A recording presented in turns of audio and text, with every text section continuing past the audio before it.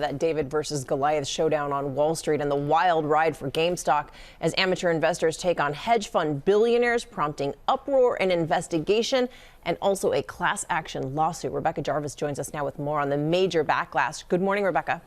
Good morning, Cecilia. It is wild. This story has really taken on a life of its own, raising big, important questions about fairness, about systemic risk for the overall stock market, and how we should be handling it when investors, big and small, are betting billions of dollars on individual stocks that are skyrocketing.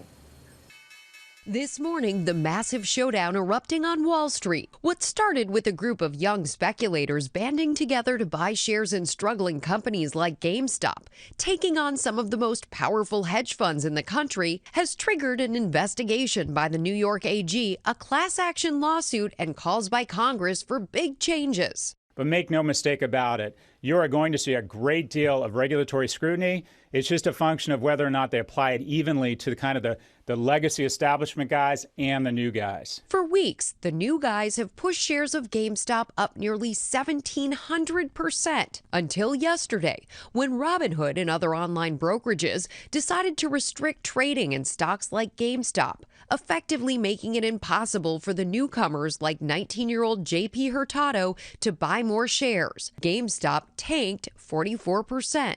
What did you think of RobinHood's move?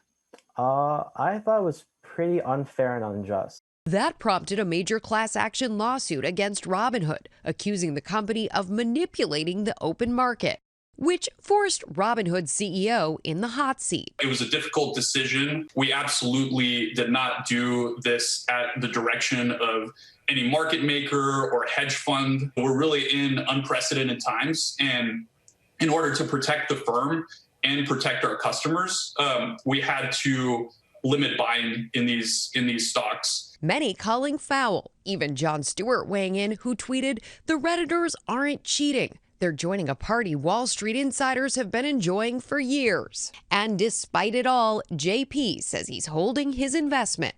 I think the stock is going to go up a lot still, regardless of the new restrictions. You did not sell today. Nope, not a single share.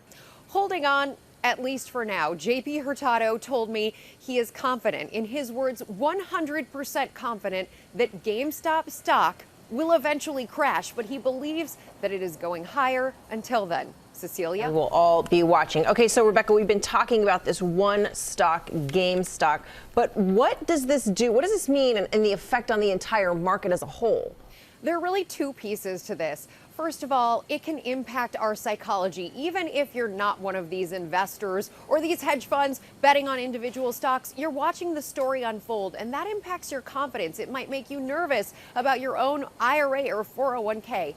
The second factor is what these funds and small investors are doing, betting huge amounts of money, in many cases using debt, and that can create volatility far beyond the individual stocks. Cecilia? Better than to break down this story for us than you, Rebecca. Thanks so much. Hi, everyone. George Stephanopoulos here. Thanks for checking out the ABC News YouTube channel. If you'd like to get more videos, show highlights, and watch live event coverage, click on the right over here to subscribe to our channel. And don't forget to download the ABC News app for breaking news alerts. Thanks for watching.